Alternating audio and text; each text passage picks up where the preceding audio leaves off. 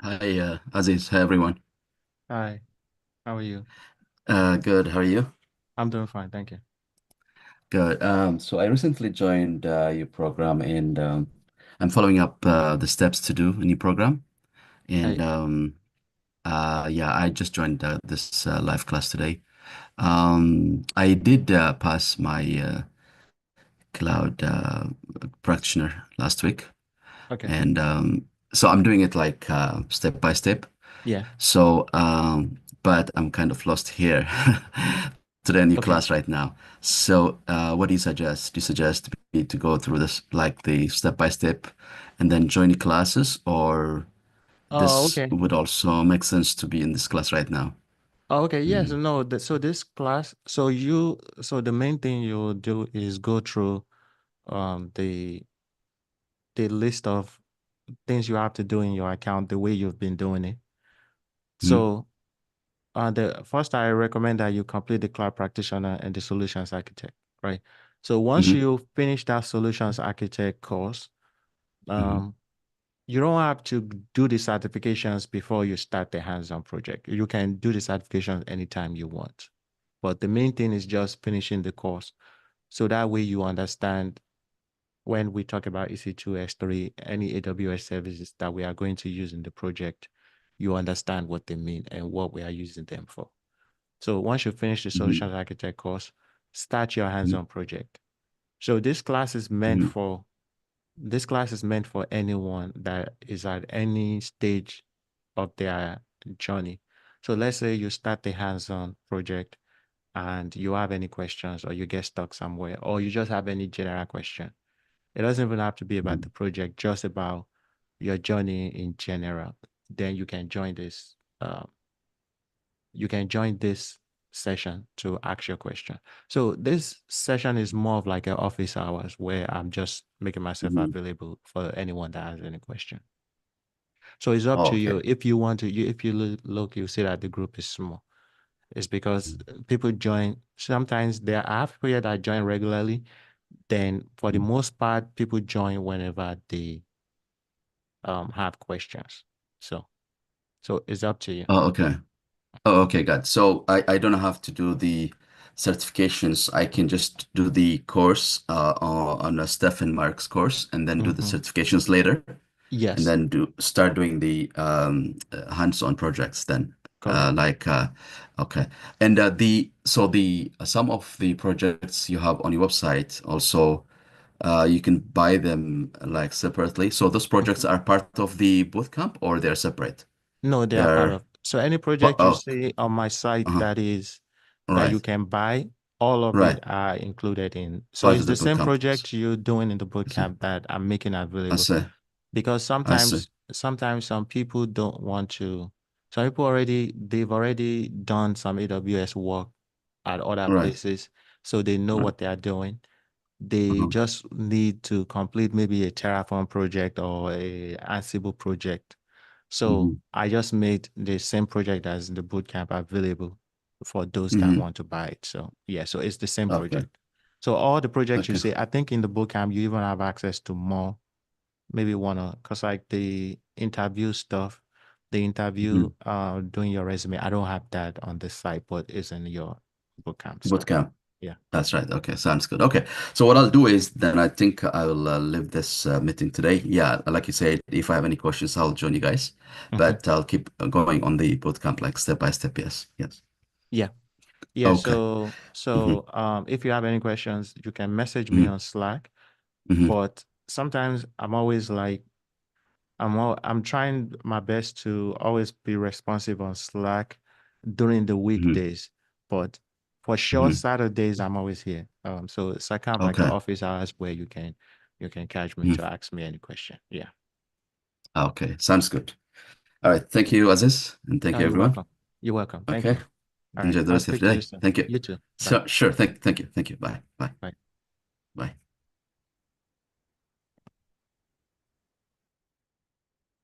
Okay. So how to add a user as contributor in GitHub.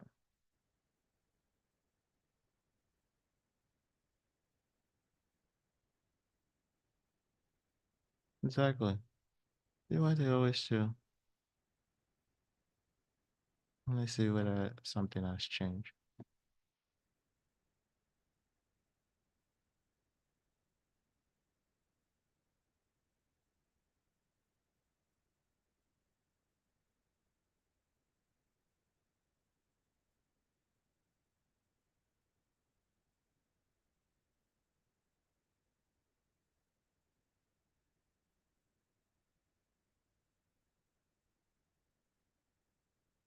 So you guys see the settings?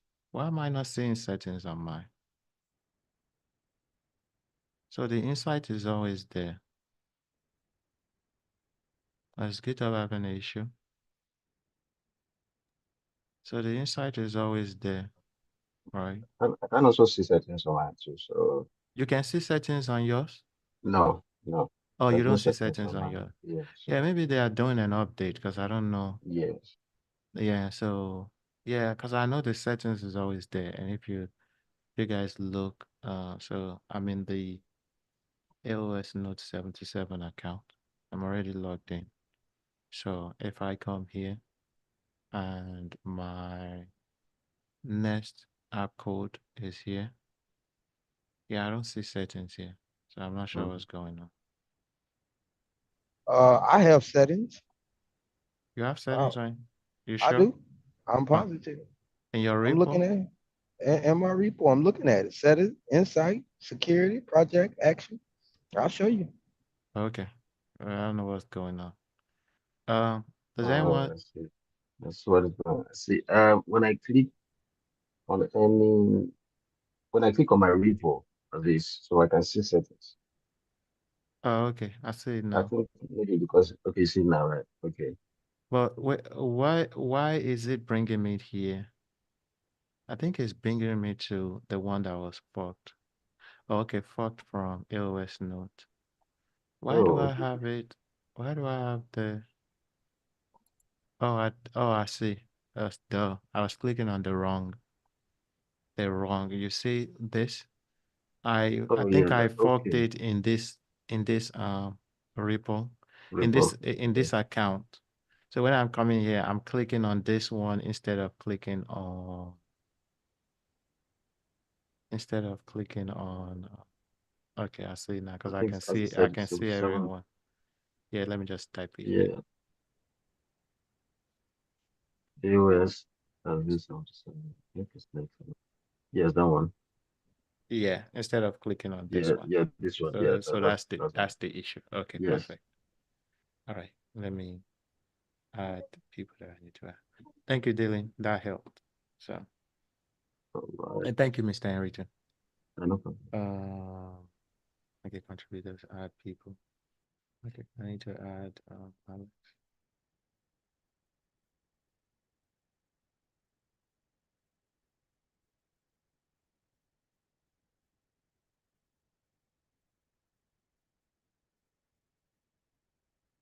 I think I need to add one more person.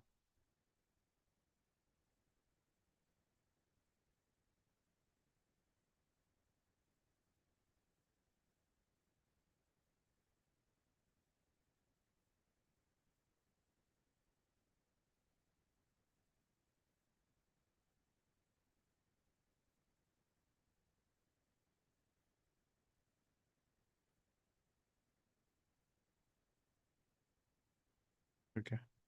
So you guys check the invitation and add yourself because I think it expires after couple of days if you don't add it immediately. Hey, Aziz. Hello. Yeah, so could you also add me? Okay, sure. Let me. Uh, Thank you. you're welcome. I need your GitHub username. Though.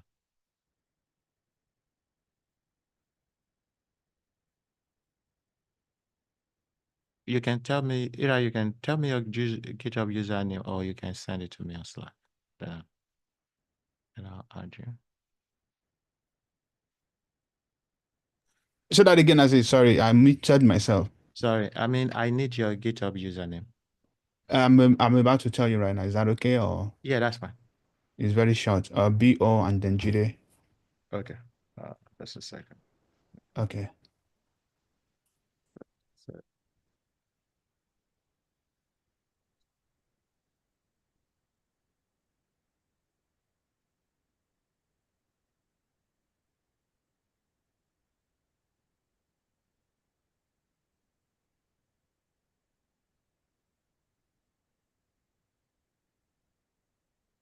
yeah, I see. Oh, as soon as Yeah, I see. okay. Thank you. You're welcome. All right. Yeah, I received the link already. Okay, perfect. So, do you guys have any question? Anyone have a question? Let me see if this works.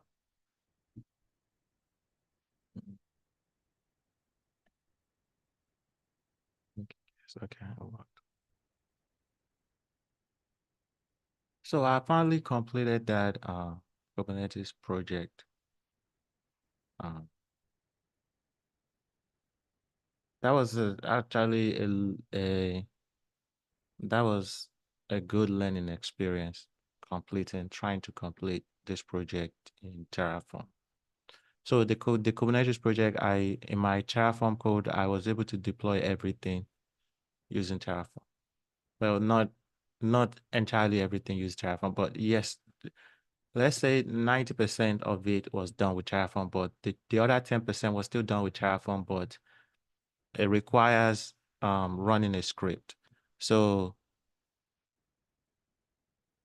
instead of running the script manually, I just included that script, running the script with Terraform as well. So that was also done with Terraform. And another issue I ran into is, well, it wasn't really an issue. I wanted to make sure the code will work on people that are using Mac computer, and also people that are using Windows computer. So I also implemented that in it, and I've tested it on Mac because that was what I was working with the other night. I tested the 3 different apps and they all were successful on Mac. So I haven't tested the changes I made. I haven't tested on Windows. So that's what I'm about to do now. So if you guys have any question, feel free to interrupt me. So just to show you guys some of the stuff I did. So I have, with this project, all you have to do is create your infrastructure. So you create your VPC, your subnets and things like that. Then you create your NAT gateway and all the things you need to create. Same thing we've done with other projects. The only thing I add here is to create my EKS cluster and worker node, which is EKS cluster here and worker node. And other than that, you add your policy, the policy that the cluster is going to use.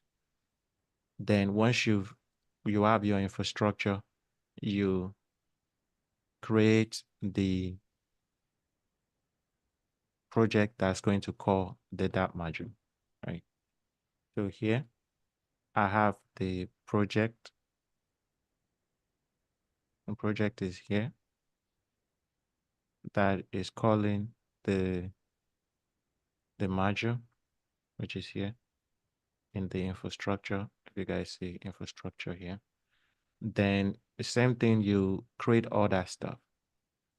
So once we create our infrastructure, once we call this module in this infrastructure, it will create your VPC, and it will create your EKS cluster and worker node.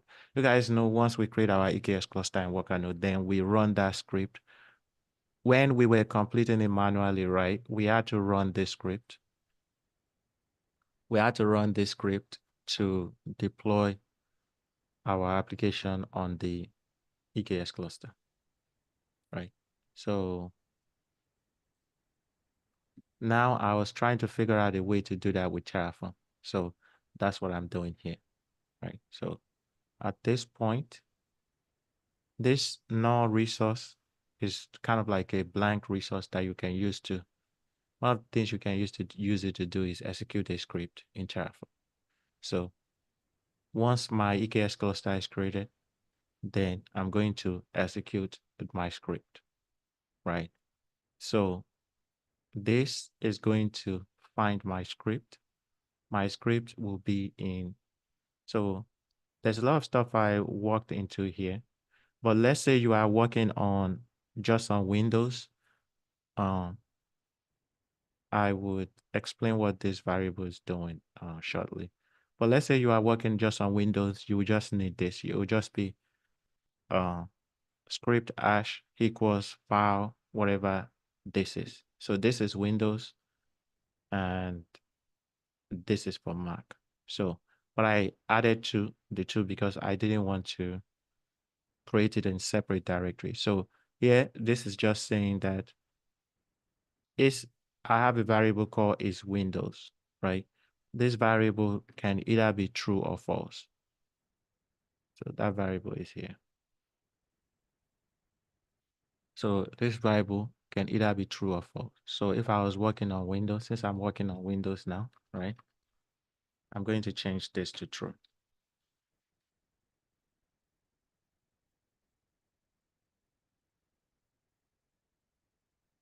So what this is saying that if is Windows is true, then it will run this script. Or else, if it was false, it would have run the other script. So that's what that is doing.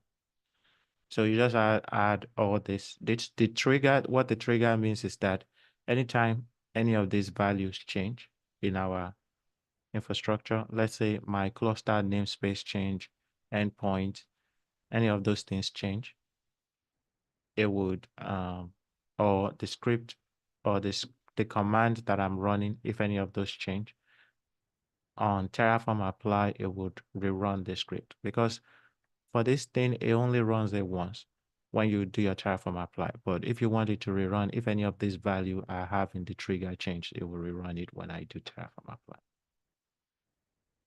So here is where, under this deployment, is where I'm telling it whether to run it. So you guys know for Windows, it is PowerShell. And for Mac, it is Beam Bash, right? So this is just saying that when you are executing this script, this is the interpreter you use, right? So if it's Windows, again, it is looking at if its Windows variable is true. So if its Windows variable is true, it is going to use PowerShell. But if its Windows variable is false, it's going to use this. So that's what this means. So I have this would run the script to deploy our application in the cluster, and this will run the script to clean up the application. So here for this cleanup application, it's not going to clean up the entire thing because Terraform will clean up whatever it created. But with EKS, for those of you that have completed the EKS project, you know that when we execute the script to provision the service, that is going to create a network load balancer. Because that network load balancer will be created when we execute the script, it wouldn't be part of the Terraform infrastructure. It would just be an additional one that EKS creates when we apply our service manifest file. So if you go and try to delete your Terraform infrastructure when you are done, you won't be able to delete it because that network load balancer will be in your VPC and it will tell you that there's a resource in your VPC that you can't delete. So That is why I added this script here to delete that network load balancer once we run Terraform destroy. So you can see here, it says when we run Terraform destroy, it is going to run the command. I'll show you guys the command. It is going to run this command. And the command is up there. I'll show you guys. But once, other than that, once we apply, it will create the network load balancer, right? And here, once the network load balancer is created, how I was able to use it in Terraform is I use the data source to get the information of that network load balancer.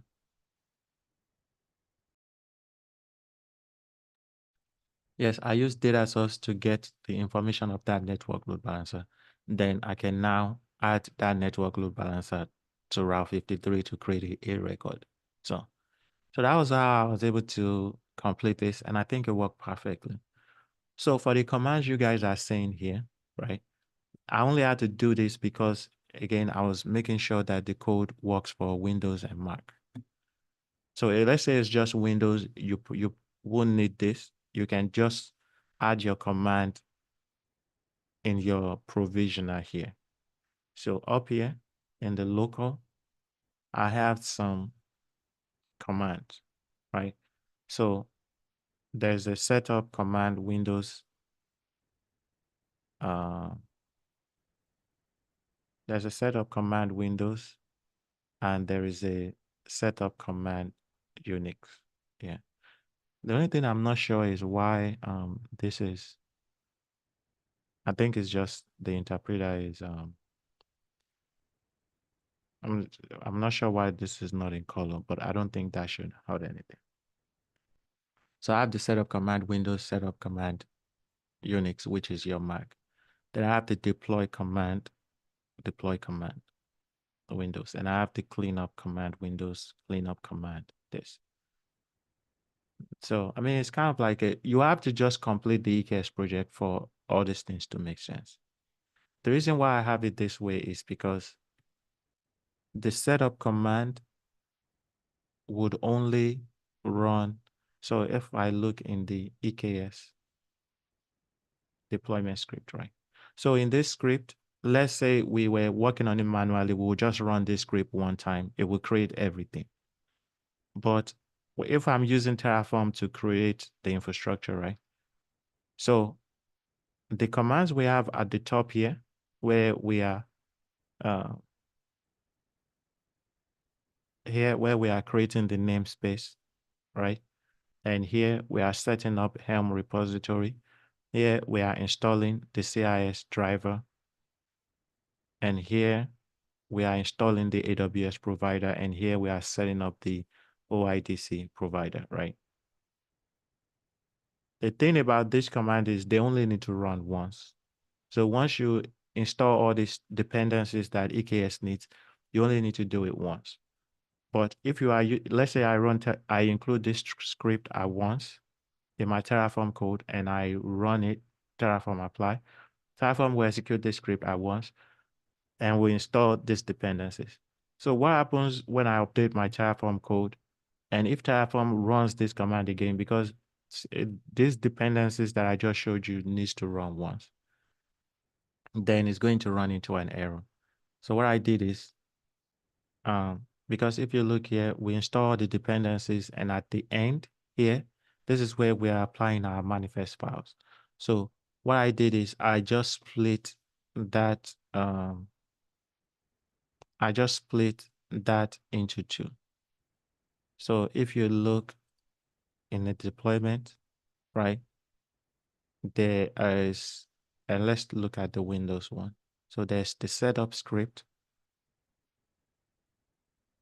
There is the setup script. There's the deployment script, right? So what you guys are seeing here is the setup script. Let me just show you guys the setup script. The setup script contains all the commands of all the dependencies we need to install. What I was showing you guys, creating the service account, setting up the OIDC AWS provider, CIS, things like that. And the deployment script contains just applying the manifest file. So you can see here, it is going to apply the service secret provider file, the deployment file, the service file. So basically, the same script I'll show you here is the same exact script. I just broke it into two. First, install all the dependency stuff we need to install, which only needs to run once. Then after that, the deployment. The deployment, you can keep updating your deployment as much as you want. So that's what you are seeing here. So I have the deployment script and the setup script. So in the main.tf, that's what you guys are seeing here. So for Windows, it will execute this. For Mac, it will execute this.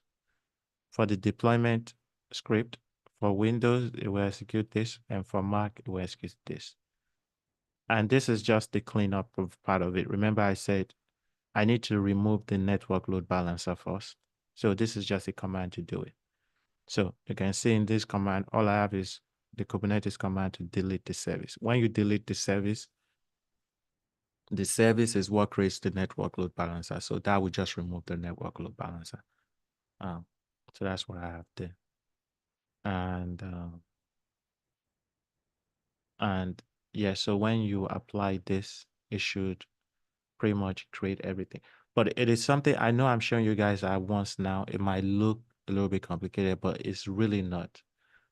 You just have to approach it one resource at a time. But if you, for those, first you have to complete the EKS project in the management console. Then when you try to work on it here, everything will make sense, because a lot of stuff we are doing is just concept. If you understand what you are trying to do, you understand the commands. Like these commands are not any complicated command, because if you look in here, all I'm doing is write for Windows will just print on the screen that waiting for the EKS cluster to be ready. That's all this one is, the first one is doing. Then, yeah. All right, there you go. I couldn't hear you. Oh, you guys couldn't hear me this whole time? Or was it just Oh, Dylan? No, me, I've it been was here. just me. Oh, No, okay. I Yeah, think it we was can just hear me. you. Okay, Okay. We can okay. hear Just you. me. Okay, cool. Yeah. All right. So this write only prints on the screen, and the next one is a CLI command, right?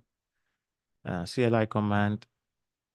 And one thing I want to do is, one of the things I want us to work on is just getting comfortable with CLI command, because you guys will use it a lot when you are scripting, especially when you are doing stuff in AWS. So this CLI command will just wait for the cluster. So it's a command that waits for the cluster to be ready, right? And here we have the flag name, which is your cluster name, and region, which is the region the cluster is in. That's what this is.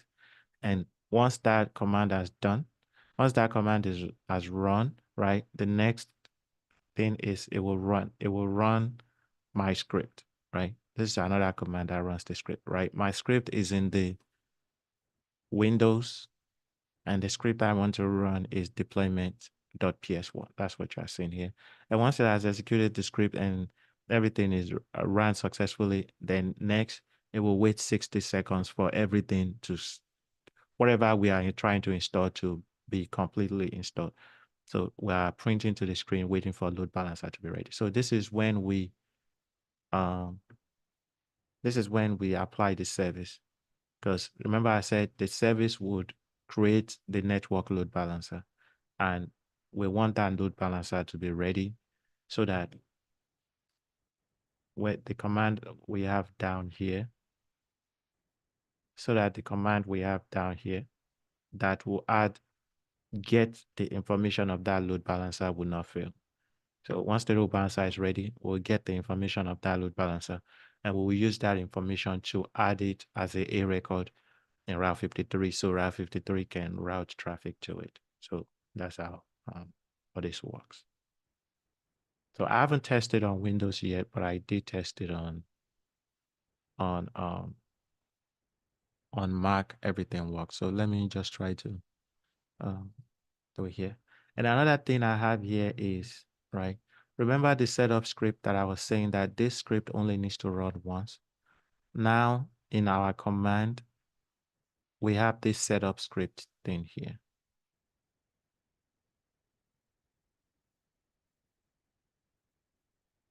We have this EKS setup, right? This is going to execute the EKS. So if you look here, the command is setup command, which is going to either run the Windows or the Mac command, right? So because that script, I only need to run it once. So another thing I added is when the first time we create our EKS infrastructure, we are only going to execute that script once. So we need to run our command like this. Let me get the command and I'll show you guys. But that will be just only the first time we are applying the infrastructure. So once we apply the infrastructure, we can now run just regular Terraform apply.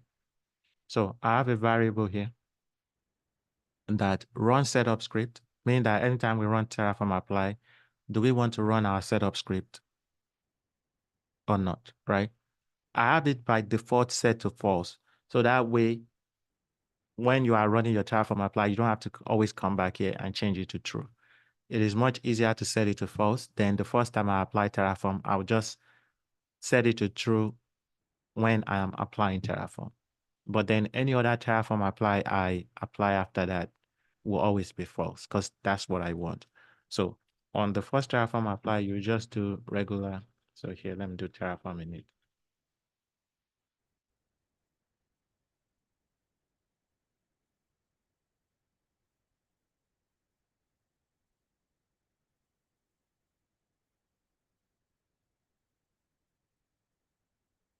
And then I'll do Terraform apply.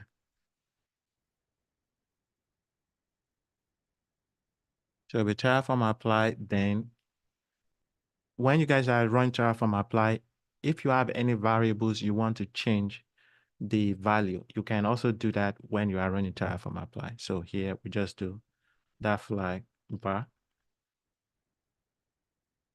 equals to, right? Then the name of the variable is run setup, which is this one.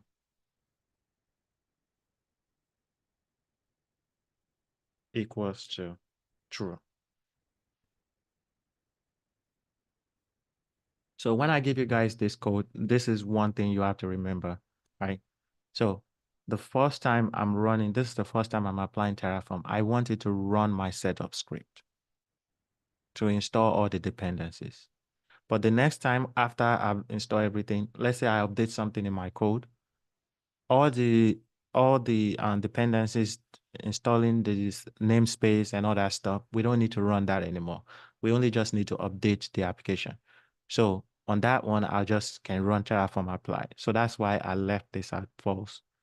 Because every time I run Terraform apply without this flag, this will always be false. But because I want to run this setup script for the first time, that's why I'm running it like this. So this would be that, and I'll just apply that.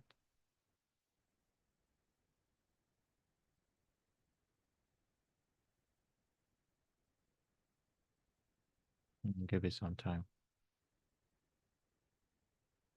All right. So this is all the stuff it is going to create. Then I'll just type yes, and we'll see. So like I said, I haven't tested. I was mostly working on Mac because my son, when I'm watching my son at night and he's sleeping, that's when because my Windows computer is a desktop, but my Mac computer is a laptop. So I can take the laptop to the room and work while he's sleeping. So that's why I did most of the work on Mac, but I was just adding the stuff for Windows. Then when I come downstairs to my office, then I can test it yet. But since I pushed the latest update that I tested on Mac, I haven't tested on Windows. But I think it should work. So right now it is creating it has created the VPC and all that stuff, and it is creating the EKS cluster. You can see here. It is still it. And another thing I have in this script is it is also going to create the RDS instance. It is going to migrate our SQL file into the RDS instance using Flyway. So everything is 100% done. You don't even have to, there's no part of it you have to manually touch. Once you run your Terraform apply, it should create everything. And if everything works right, once this is done, if I click on the link, my site should be up.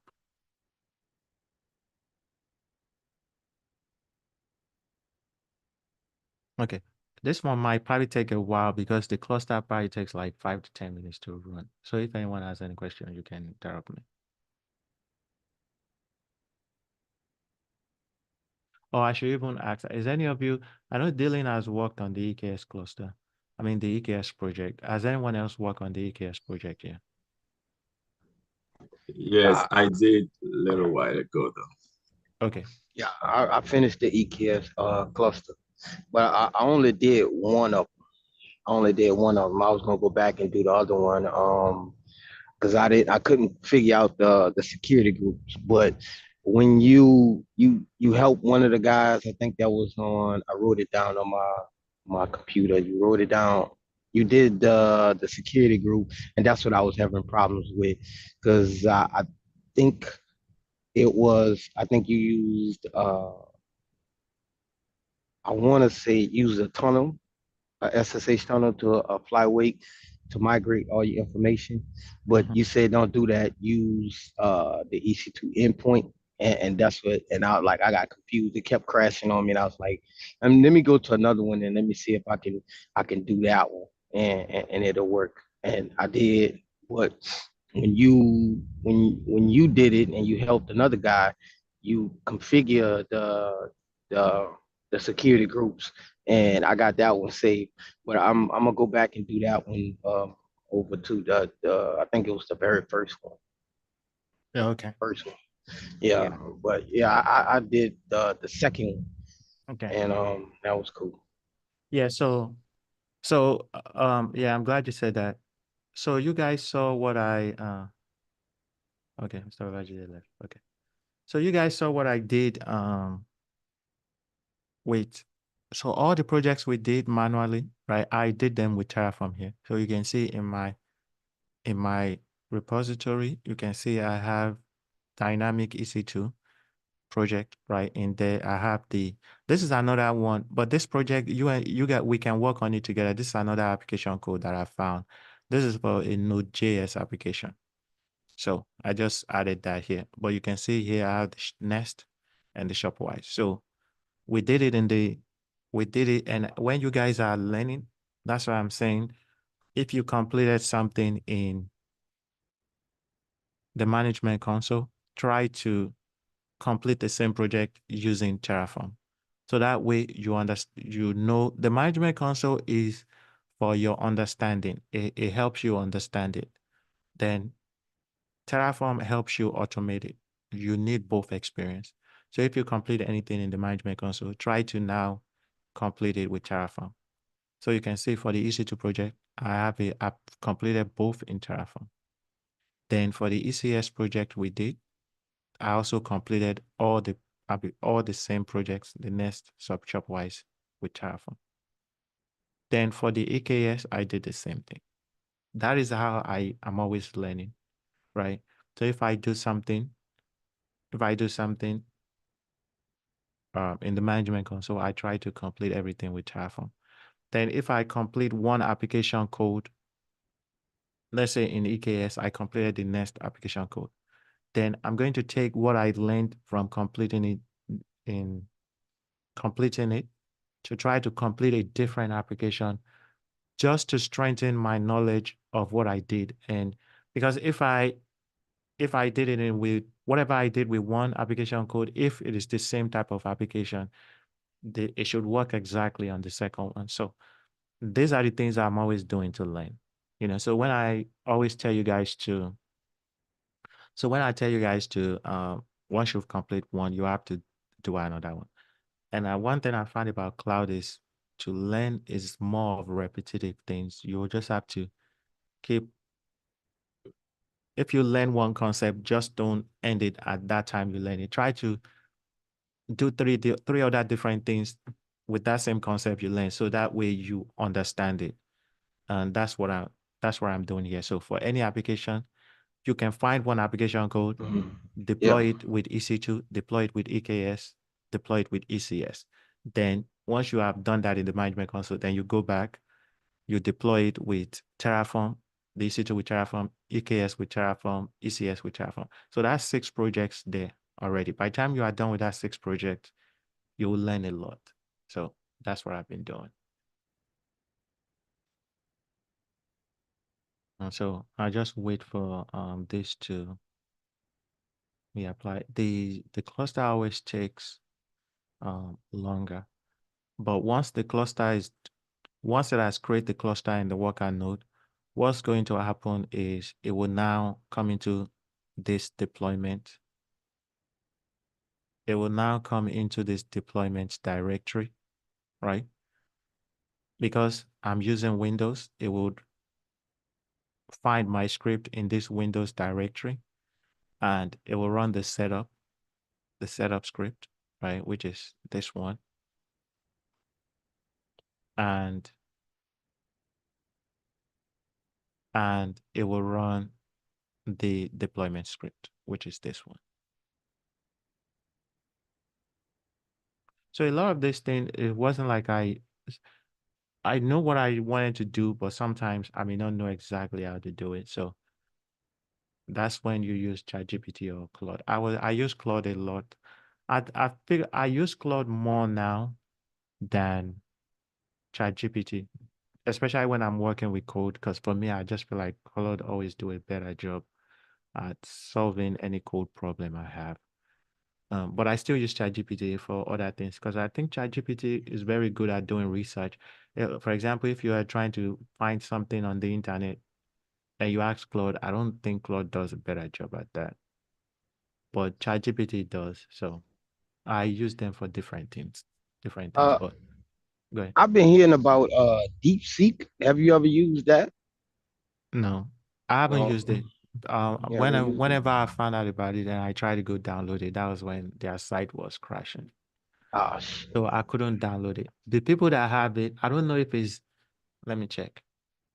I don't know if you can, I don't know if it's available now to download, but people that have it are the first people that heard about it and downloaded it when it came out during the weekend. By Monday, when everyone found out about it, it was too late. So whenever I went to their site, see, you get, oh, it's gone. I guess maybe I can sign up now. Let me see. I think, yeah, I think I'm using the web because I've been using it recently and it's been perfect. Oh, okay, cool. You will like it. You will like Oh, it. The way it thinks is different from ChatGPT. And I try okay, to compare the two of them.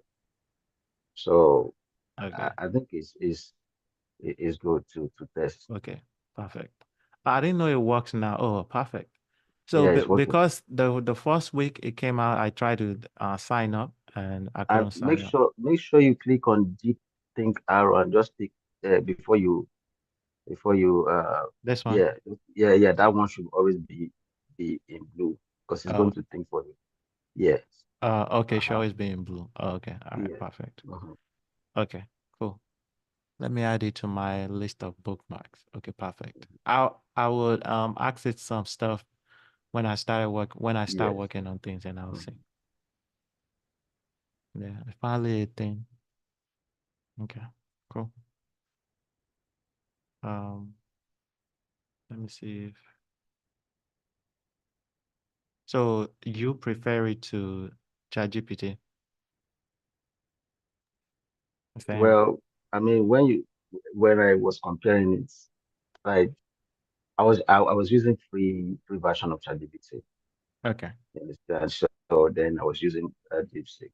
It's the way it thinks is kind of far different. You analyze it, think about it, then give you the answer.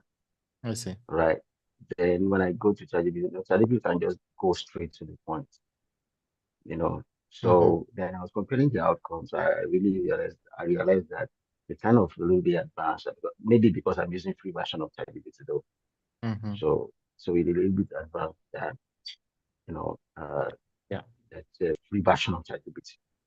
Yeah. So and I watched some videos to what people have even done with it and said about it. So it's kind of a good option, seriously, if you don't Oh, want to okay. pay for uh, ChatGPT. Kind of, yeah, Yeah. yeah. So I know at work they probably won't let you use DeepSeek at all. This is right. So because I like know. anything that is Chinese related Chinese, stuff, yes, I know. They won't US even do always that. Yeah, I know. because the competition Yeah. between US and China. Yeah, So because of the data or whatever. yeah. So but for personal projects, I'm pretty sure it's good. Yeah, it's good. One thing I'm interested in, since you say it thinks and analyze stuff, I Mhm. want to see maybe it can, like some of the stock questions I have, maybe it can uh, think and at least give me an idea on those. So that's one thing ChatGPT has been able to do that Claude can't do. Claude don't really like, even if you give Claude like a question and tell it to give you an answer based on the question, if it's like anything that has to do with telling you, giving you recommendations, it is not. Mhm. Especially when it comes to like stock, it is not. Yeah, go ahead, Sean. Now, I was going to say that the reasoning model for Cloud is getting ready to come out, so it will be able to do that soon. Oh, Cloud okay, cool, releasing cool, a reasoning model. cool. Yeah, I can't wait to, because Claude is very good, honestly. I find myself using it more now. But now I'll check the DeepSeek. If that works, I'll probably use it, but mostly for my personal stuff. But I like Claude. I don't have any issue with Mr. Henry, did you test it to Claude and see which one is better? No, no, I'm not. I'm yet to Okay, do that. So, yeah. okay. I want to go. I want to do like because I saw one guy doing like his stock stuff. He was Mm-hmm. comparing all the AI stuff. So the guy found out that ChatGPT and DeepSeek are kind of more accurate compared to all other Mm-hmm. yeah stuff. Mm-hmm. So, but I want to like really test myself. So what I did was I just tested both ChatGPT and DeepSeek first. So I want to keep Yeah, testing all of them and see the best yeah. and see Sure. them. The guy Sean, was do using you? it for stock and he did it live. Oh, I He see. did it live and the guy was making profit using his Oh, the algorithm. I think and he was using like TradeView broker account. So and that one will allow you to edit your code and put your stuff there and he will trade for you. I think So I know the guy. I think I've seen the guy's oh you video. seen it for Yeah. okay. Okay. Yeah. See, those are people that follows technical analysis Technical and yeah analysis. Yes. trading patterns. Yes. Yes. For me, I just even found out in the stock market that um well, it's good. It's very hard though doing day trading, which is what I want to. I don't do day trading in the stock market now, but Mm-hmm. let's say my money is tight and I'm trying to use that money to make money Mm-hmm. in this. If I'm doing options trading, the riskier one, the less money you have will only expose you to risky options, because Yes. Yes. Mm-hmm. those risky ones are, but by risky I mean like, let's say an option that the contract expires in a week, right? It's very Yes. risky because in that week, most of the time, there's been many times this has happened to me, where if the stock needs to go $1, right, it Mm-hmm. won't go that $1 for a whole week. It might even come down, and that's Mm-hmm. how you lose your money in the short term. But I've just found like in the stock market, really, for me, this is me personally speaking. I mean, anyone can use whatever strategy they want to use. Those candlestick, I don't know how to read and all those things, right? You really just need time and money. That's it. If you have time and you have a lot of money, you make money. Because all at the least, all you have to do is just buy 1 year contract. or 6 months contract, or even at the least 4-month contract, right? You buy this contract. So you can see now it is executing my script. So you buy these contracts, right? The stock market always goes up and down. Look at yesterday, the market was super red. Let me show you guys. Look at it yesterday, the market is super red. Oh, Look, boy. look Oh, at boy. look at all this. There's nothing on my Wow. watch list that's green yesterday. That's green. Everything Wow. is red, and everything's like What? this one. A news came out, that's why they came down after they've already gone up. I feel bad for those that didn't take out their profit. Was it a Uh, negative news? yeah, Wow. kind of, yeah, kind of, but not about the company. But so I guess they said like there's a weight loss drugs that was a weight loss drug that was in shortage. So this company was making a replica of that drug and selling it, right? Oh, So that was how they were making money. I mean, that was part of the reason why they were making money. But then the FDA announced yesterday that there is no longer shortage of that drug, that whoever also companies that are making the replica of it has to stop making it, right? wow. So that affected their stock, and people freak out. The same thing happened about with Palantir too.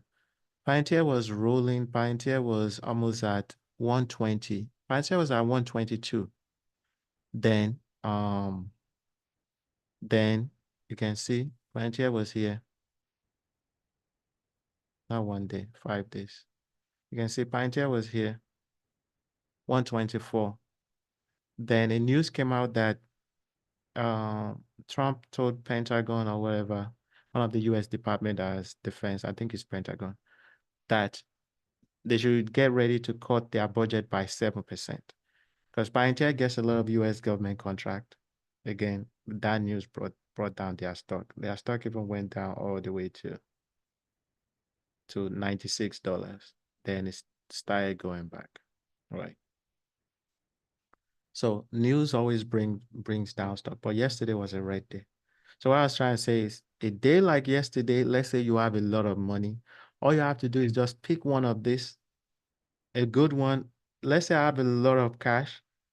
One I would have picked is Amazon. Amazon was at January, Amazon was at 242. But they did their earnings, it wasn't so good. And since then, it's been coming down. And now Amazon is at 216.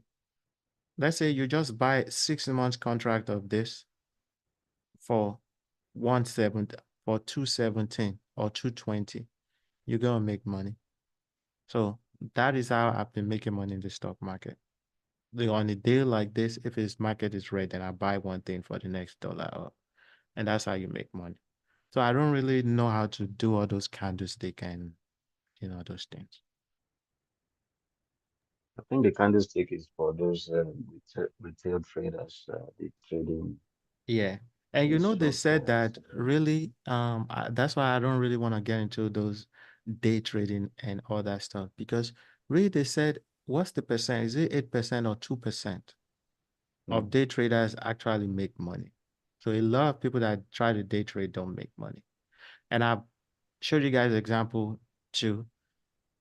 All the money I've made, well, when I could have made more money is if I would have had patience and left my investment, right? So what I'm trying to say is I found most of the time that people that if you leave your investment there longer and you have enough time for it, you make money. So if you are doing options, if you are doing shares, just buy shares in good company and leave it. You eventually make money. And if you are doing options, buy longer contract. I told you guys about the Palantir contract that I bought in I bought that Palantir contract in June last year, and that Palantir contract does not end until June next year. So I still even have a whole year. But I sold it too soon. But I did when I left it, that same contract would have been worth 500,000 today or more. So And I've had 2 other contracts like that I sold too soon. That I showed you another one last week where I sold. I made money on it, but I didn't. I left it. I would have probably been making probably like 300,000 on that one, or between 3 and 400,000, and that was just a contract I bought in December. So for me, I don't day trade at all. The only time I buy shorter contract is, let's say I have $1,000 or 2,000, and I'm trying to flip it real quick to make money, and I'll buy those shorter contract. But I did those last week and I lost the money because, again, I tried it on Amazon. Amazon was only $1 away from where I needed to go. The entire week, this week, Amazon came down. So I end up losing all that money. So that's why I don't do the short one. So let me see if this works. I should be able to see my application.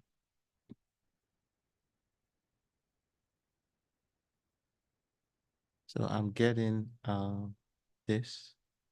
I know I got it the last time, so I just have to look in the code. So I didn't test this. Let me try it. Yeah, there you go. It is working. It's just is sometimes when you do your Route 53 thing, you have to give it time for everything to roll in. Let me refresh. It's working. There you go. Let me just try it in incognito. Because sometimes when you run Terraform apply and Terraform destroy, and your web browser still remembers the history of what you did. So let me try it in incognito. And there you go. You can see I've deployed that application using EKS, and I did it with all 100% with Terraform. So this was a combination of Terraform and script. So I really want us to do something on CLI and script, especially CLI. I want you guys to just be comfortable with, okay, what is AWS CLI? And the main thing you just need to know is that for anything you are trying to do in AWS, if you can do that thing in the management console, you can also do it with a CLI command. So whether it's launching an EC2 instance, terminating an EC2 instance, anything you need to do, if you can do it in the console, there's a CLI command for it. So all you need to understand is where to find that CLI command, how to construct your command, and how to execute your command, what you need to set up to execute it. And I think if you understand that, it would make life so easy for you. Because even at work, some of the stuff I'm doing now, or some of the things I need to do, has to do with deploying CLI command. The work around it is using CLI because I can't do it in the management console. So I have to do it with the AWS CLI. Would you make it a project? Would you make it out of a project for doing everything, doing a CLI command? Would you make it out of a project and put it on your I probably won't put it on in AOS, no, but I'll make it I can make it a project series, put it in, either put it on YouTube where you guys can watch it, and you'll just have all the videos in series of what you need to understand when it comes to AWS CLI. Yeah. So if you guys want this code, let me know. But there are things you would have to set up on your computer for the code to work. And it's not really a lot. You have to just set up your SQL in your S3 bucket, so that way you can migrate it. You have to create an secret in Secret Manager. And I think that's the only thing you need to set up. But once you set up those things, you have to build your Docker file too. So I have the script for building the Docker file for each of the applications here. So when you guys are working on your project, you see how I organize my repositories here. You see how I have Docker, Python, scripts, Terraform module, you should try to organize your repository like that. Then in each one, you can put each individual project. So you can say this is dynamic EC2. Then for the dynamic EC2, I have the different applications that I worked on. So one of the ways you can organize your project. So yeah, I've deployed this. So the next time I need to run Terraform, I'm not going to run Terraform apply with this. I only just need to run Terraform apply. And that would only focus on the deployment part of it. It won't focus on the setup. So, but I'm not going to apply it now because there's no change. And if I need to,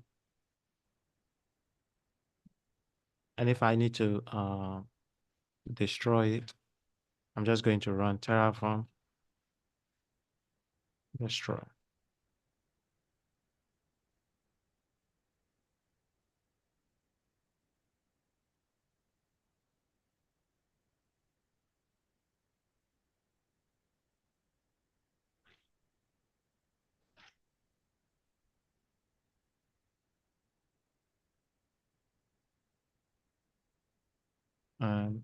Type yes and watch. Once I run Terraform and type yes, you can see it is so it's waiting for the service, right? So it will delete the Route 53 here record because that one has no dependency. And you see now it would delete the service before Terraform starts deleting any of the other infrastructure.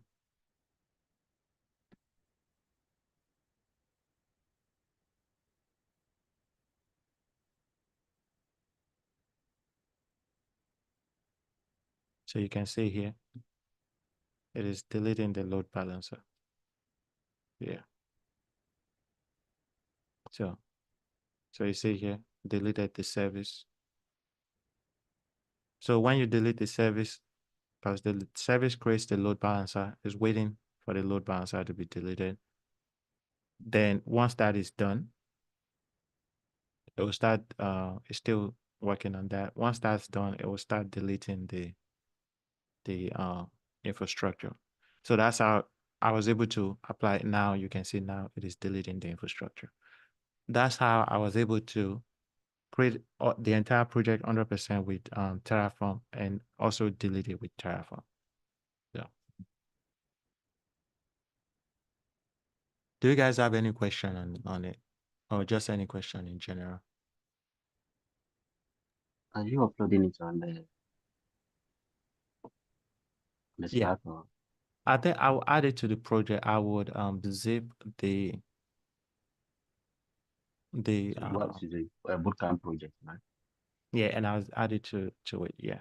So Yes, that's fine. but if you guys, but there is things I have to show you guys how to set up. Not really I have to show you, but I just need to make you aware of things you need to set up to be able to run it successfully in your environment, right? But if you guys want us to run it, I can add it this week. You guys download it. Then maybe next week we can all try to deploy together. Then that way you can set up what you need to set up in your environment. Okay. Yeah. You doing the EKS cluster on that? I see. Right. Oh, you said what? Aren't you doing the EKS cluster on that? I see that. Yes, I am. Yeah. Okay. Good. Do you have to hard code the Nest app, the script? Do you have to like work on the Nest app first before you can use this deployment, this infrastructure? No, nothing on it is hard coded. That's why if I give you guys this code, you guys will be able to run in your environment. Like there's zero hard code in it. Everything Gotcha. is, if you guys look, everything has variables. So wherever I can use variables. So nothing is hard coded at all. So the only thing that is hard coded is the manifest files. And I couldn't find, even in AWS, when I saw AWS look at their documentation, how they were deploying it, even the sample code they had, right? Their manifest file was hard coded. And that was part of the reason why it took me long is I tried to dynamically pass the values in the manifest file, but I felt like it's kind of like an overkill. I was doing too much because when I looked at the AWS documentation, they weren't doing it that way. So I just kind of like have my manifest file how it needs to be. So, but in your manifest file, I'll show you. I say, let's look in the deployment, right? There is,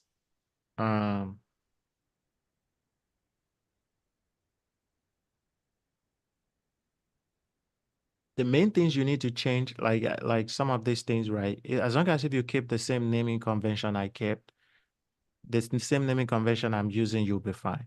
But we'll go through this one after the one at a time. And really for like your container, you just need to add your own container, the URI for your image, and that's all.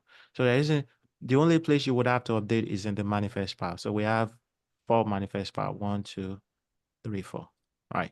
That's the only place you would have to add stuff. Other than that, the Terraform part itself, all of it is 100% dynamic.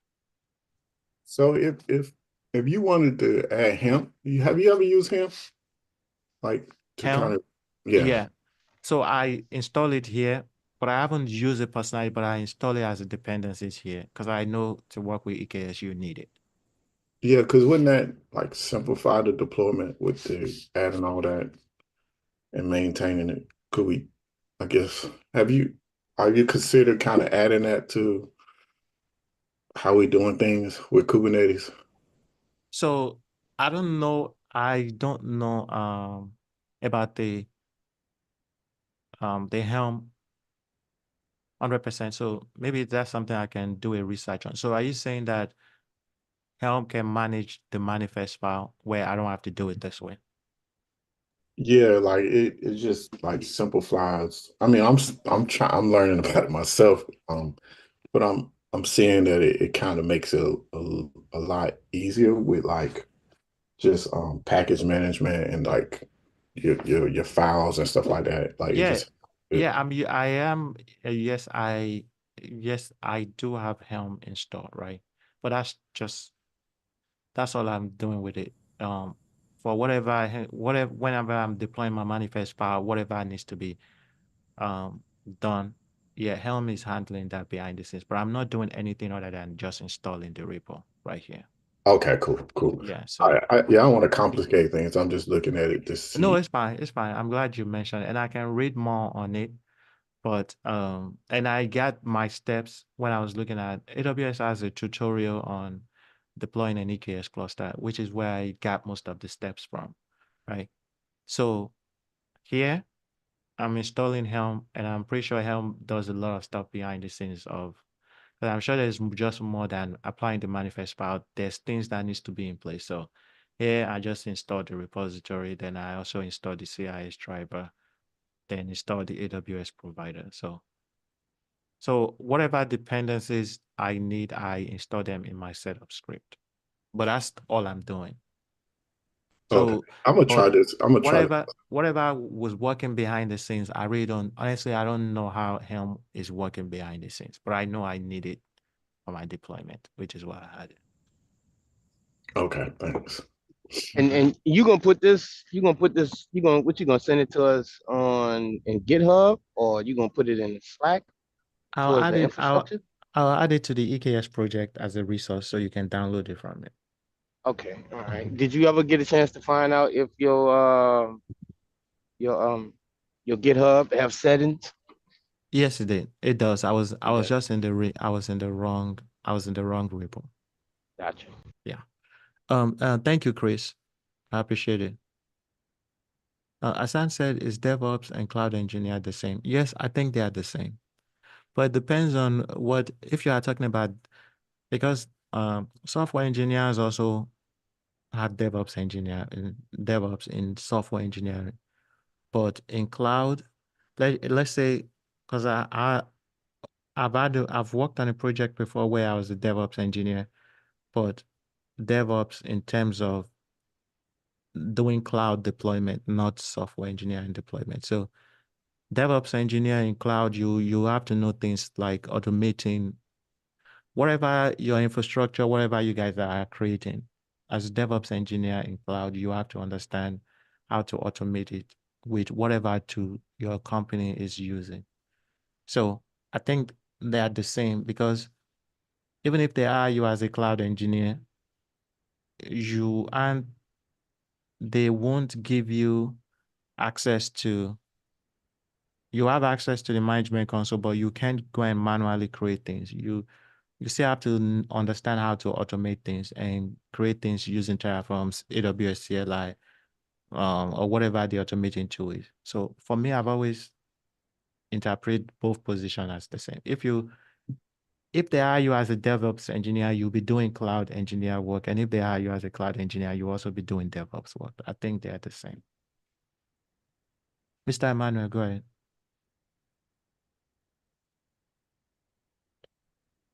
I see you have your hands raised. I can't hear you, just in case if you are speaking. I see your mic is on mute, but I still can't hear you. For that, for don't you for how I want to say this, for us automating everything, don't you supposed to use like tools like Ansible? That's the, I think that's part of the cloud and the DevOps lane, right? For it's Yeah. automating everything. Okay, all So right. for automation, there's different tools. Different tools are used for different purpose, right? So Ansible does something different. Terraform does something different, and Python is used for something different. So when we talk about automation as a DevOps engineer, we are talking about everything as a whole. So you have to understand it from the tools. If I need to do this, infrastructure as code, what's the best tool to use? If I need to do server configuration, what's the best tool to use? So when we talk about automation, we are talking about infrastructure as code, server configuration, CI/CD, scripting. So just Right. everything. So you have to, as developer engineer, you have to understand quite a few number of tools. As long as you Gotcha. understand tools that will increase the productivity and allow you to deploy stuff fast and is automating things, that's kind of like what a DevOps engineer does.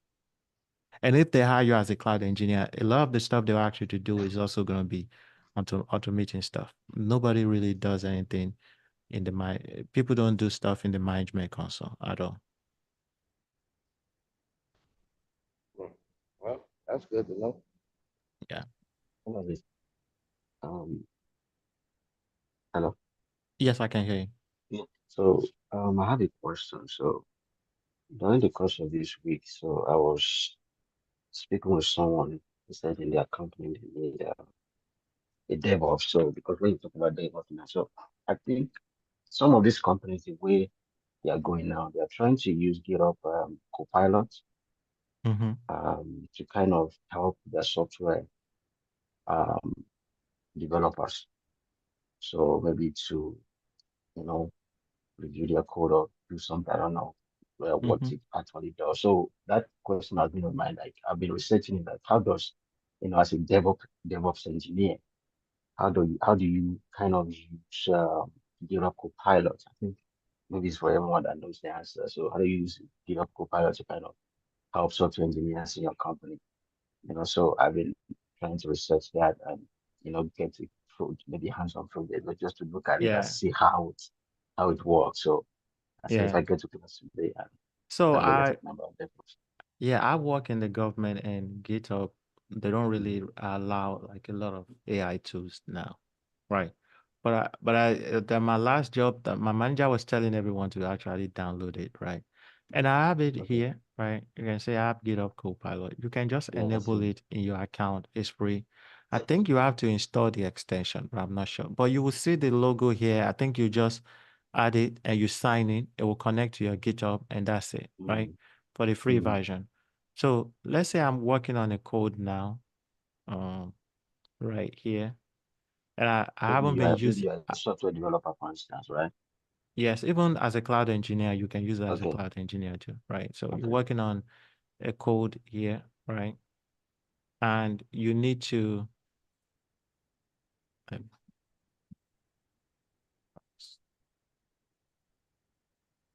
Windows. I just want to push my update so I don't change anything. Mhm.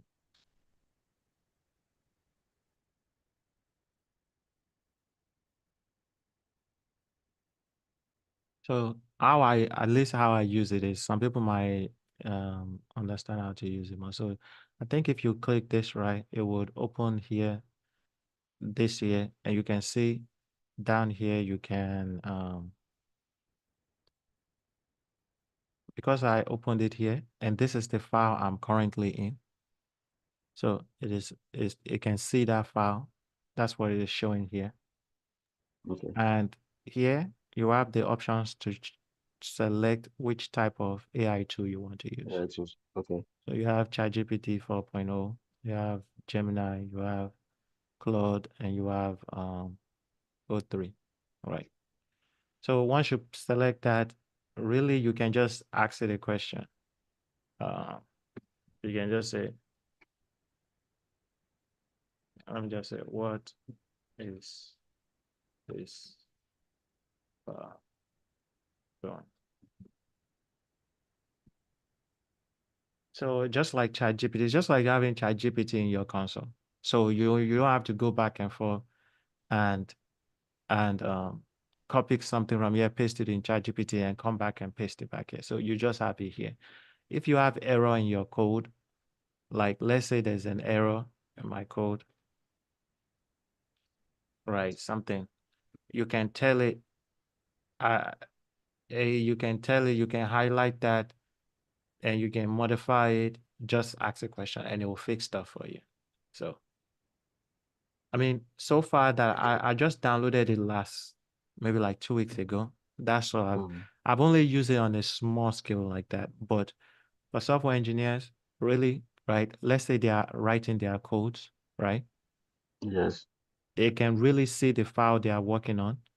And another thing I noticed is it can almost guess what you are trying to do. Once you start typing your code, it knows exactly what you are trying to do. Let me see if I can find a good example. So let's say here, I want to create a variable. And I know it does this best. Let's say I create a variable in my main.tf file, but I created something that needs a variable, add the variable, but I haven't add the variable here. So when I come back here to try to add the variable, it's just going to give me the entire thing because it knows that's what I'm trying to do. So it's just a way it makes you work in an efficient way and a faster way. So just think about ChatGPT, but having it in your Visual Studio Code that you can just access. So I don't want to mess up some of my codes here, but let me see what I can change. Yeah, I've been trying to do it through the week. I'm like, So let me just copy in my this. mind. I'll copy this and I'll paste it here, and I'll just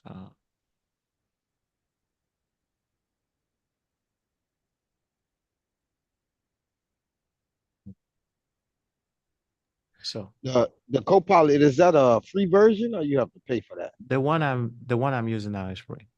Oh, okay. Yeah. So here so you can see it's saying this file, right? Because that's the file I'm currently in.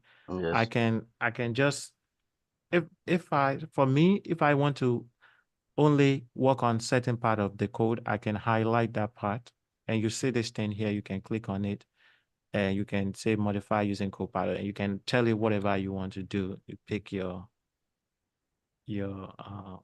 AI tool here and it's going to do it for you. Or if you want it to read the entire file, you can have the file here and you can just open the prompt here, ask it the question here, and do whatever you need to do. It's pretty cool, honestly. It helps you work efficiently.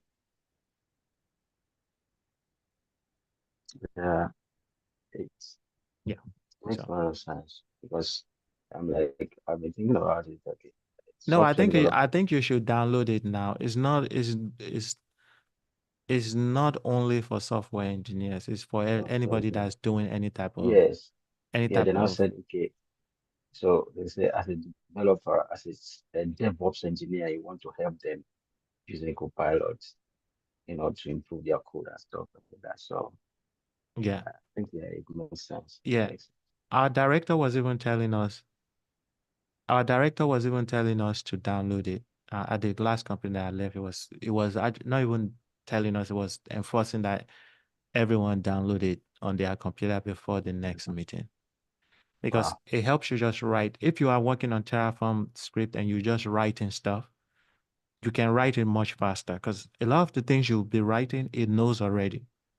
Because as you are building your code, it is also learning what you are doing. And before you type something, it's already giving you the preview of everything. And all you have to do is press enter or tab.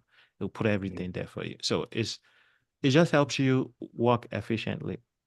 Imagine just having someone like me or someone like your peers in your Visual Studio Code thing that if you run into anything, you can ask. So I say it as bringing ChatGPT into Visual Studio Code. So you don't have to keep copying your code from here, go paste it in ChatGPT, get your answer, come back and paste it here. Even if I was running something in my terminal, right? It can even see what error I'm getting in the terminal, and you can ask it to help you diagnose that error and help you resolve it. Thank you, KV. I appreciate it. And Chris, if you want to sign up in this video's link, you'll see in this video's description, you'll see the link there to sign up. There's no really requirement or procedures. You just use the link and you'll see the checkout page. All right. Does anyone else have any question? Yeah, sorry, Aziz. Did you say you're gonna make this code available to us? Yes, it will be. Okay. I will add it to the EKS project as the resource, so you can just download it from there. Okay. Sean, did you raise your hand? Or is it the one from No, before? Oh, okay. no, that was before. Oh, okay. Sorry. Aziz, I have a question. It's not really related to this, but okay. Suppose that we just deploy this application and you want to move it to different region, like disaster recovery. So so how do you need to do it? Do you just need to take the snapshot for the uh Yeah. application and move it to the different region? Because I got that on my interview last time, but that's how I answer it. I'm not sure if Yeah. So if you are doing disaster recovery and you just need to move it to a different region, right? Things like the RDS I think RDS has like a failover to a different region. Like it has that feature, right? So you would do that with the RDS. But the things like your image, right? Yeah. That I haven't done. Either Okay, you yeah. will look for if the image can be copied to a different region, you can do that, or you just have to create your image in a different region. So certain things you need to roll over to the region, you roll those things over. I don't know the specifics. I know RDS can do it. Maybe the only other thing I'm using here is the Docker image that can do it. And once you do that, once you move them over, then you will just use your Terraform infrastructure to redeploy in that region, but using the image you filled over there and the RDS and see if everything works. Okay. But if I'm not sure, I think AWS may even have like a service that does like failover stuff too. But I don't know 100%. I haven't looked into. I'll do a research on it. I haven't looked into it. Okay. But yes, if you are doing failover, whatever service you are using, if some of them do have that feature to roll it to a different region, use that feature. But as far as like the entire deployment, I can't roll the EKS to the different region. I'll just have to redeploy it in that region. In that region. Okay. Yeah. Sounds good. Thank you so much.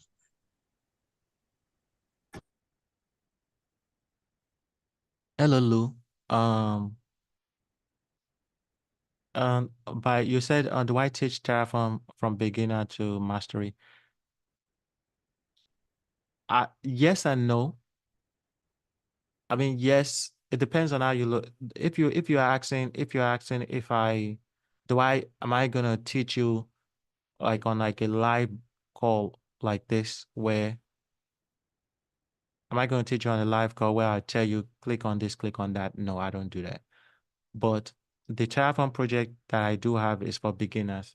I pretty much show you everything from beginning, how to yes. So I'll say yes, because in my Terraform project, it shows you everything you need to do right from the beginning. There's no part of Terraform you need to understand before starting the project. As long as you go through the video, you'll be able to follow everything from beginning to end. And that covers just how to install Terraform on your computer, things you need to set up, your CLI profile, installing Visual Studio Code, the extensions you need to install. So anything you need to do that will allow you to complete the Terraform project. Yes, I do explain everything step by step in the project. But if your question is, do I teach someone from the beginning by telling them to click here, click there? I don't do that.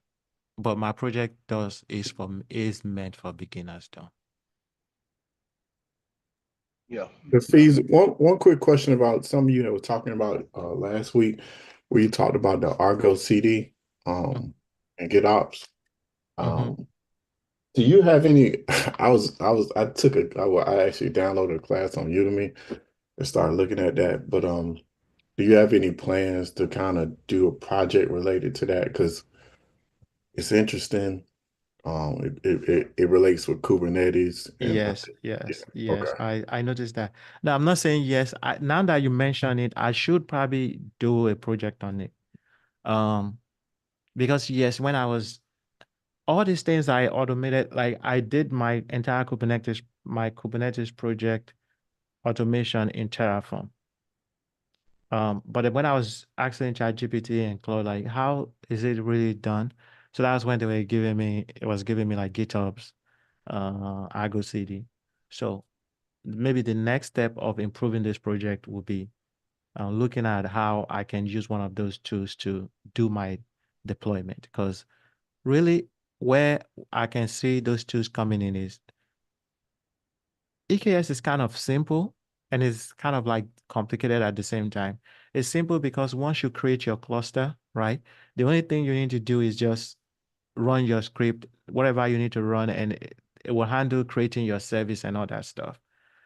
And which is where I run into issues most of the time, because if one thing is off, let's say your namespace is off, things don't match correctly, then your deployment won't work, right? So I can look into how I can use one of those tools to do the deployment part of this EKS project. Instead of, in this project, I use a script, but I can look into if those tools do a better job at deploying the service. Yeah.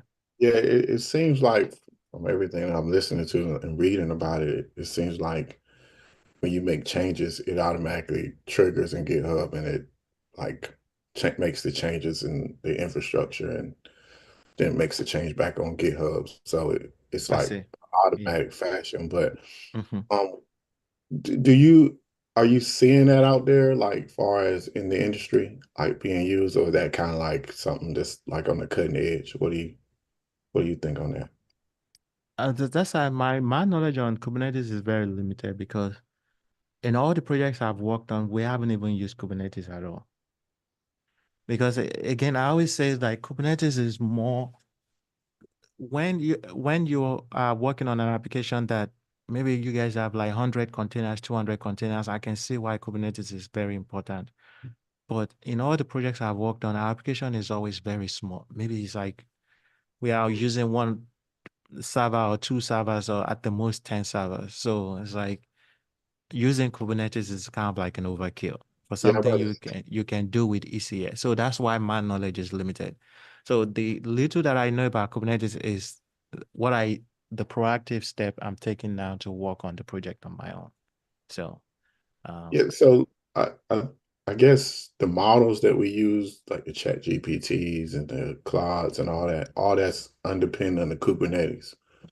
And it seems like if you want, exactly right.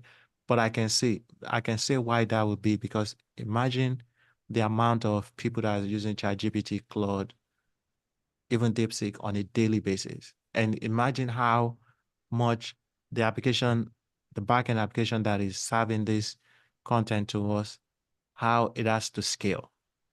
So I can see that. Do you understand? I can see that. Yeah.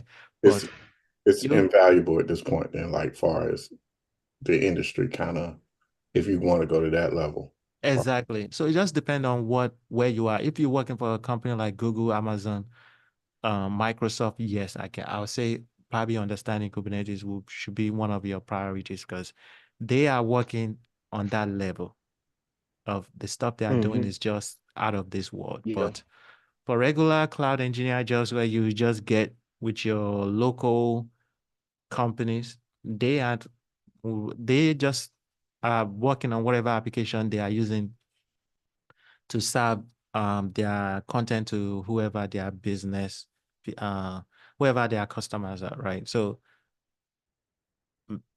from what I've seen, they don't really have that much applications running. So they don't have enough application to be used to use Kubernetes. So um, that's one of the reasons why I've seen, and this is what my director actually told me at one of my companies. I was like, okay, why are we using Kubernetes here? It's like it's an overkill for them because the scale of what we are doing is not that big. If you are running 2 servers, you need to run 2 servers or 3 servers, or even 4.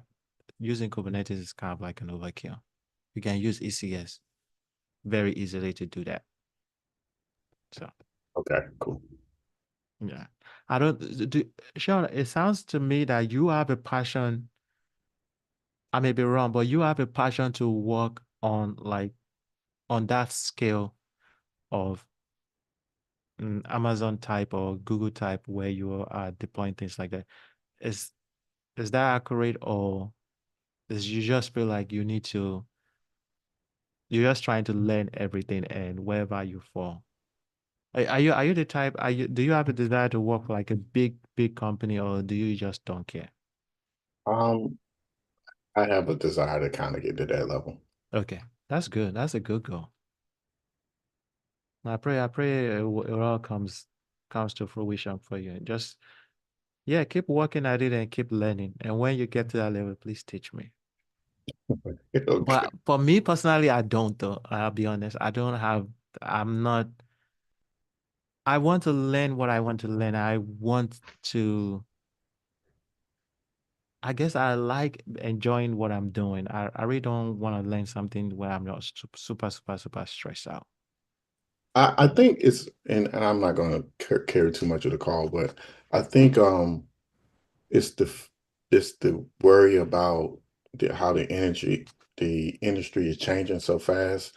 True. It's moving more towards that AI capacity and just the amount of data that each and every company is attaining. I, Mm-hmm. I feel that they're gonna want to utilize that data, and they're gonna need these kind of applications sooner or later. That is true.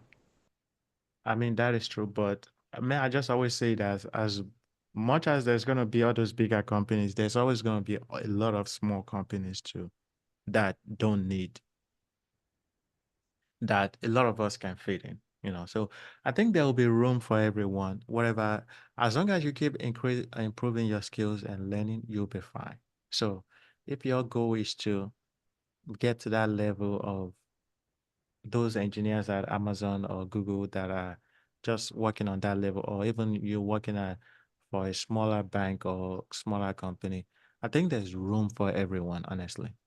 And one little piece, one thing I think about Kubernetes, and from what I'm learning about it, is it's only been around 10 years. Mm-hmm. So it kind of levels the field for everybody. Like, so, I say, yeah, it is not nobody with like 20 years of expertise in this.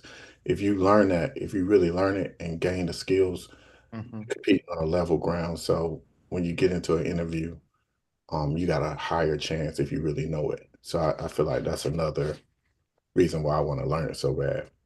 Yeah. Yeah. I'm just wondering how Kubernetes is used at AWS. Are they using EKS, or are they using Kubernetes as an open source? Yeah, that's a good, interesting question. Because even when I look at like Anthropic or I'm looking at OpenAI and you start looking at the infrastructure engineers, the security engineers, they all talking about Kubernetes. Like me and you need to know Kubernetes and CID pipelines and stuff like that. So I don't. It's I think it's the So technology.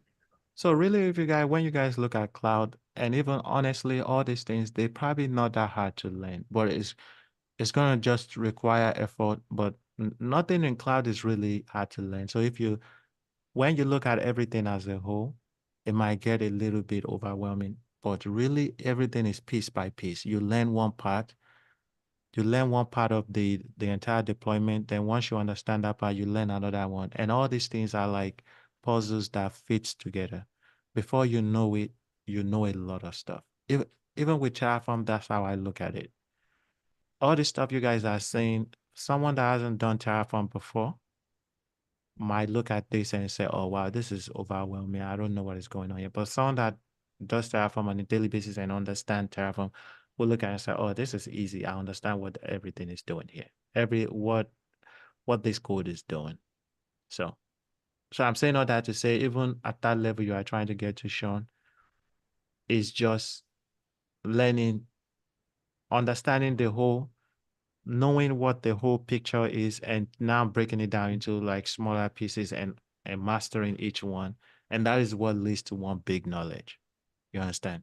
So Yeah. Thank yeah. you. Thank you. Appreciate it. No problem. All right. Does anyone else have any question? It's one already.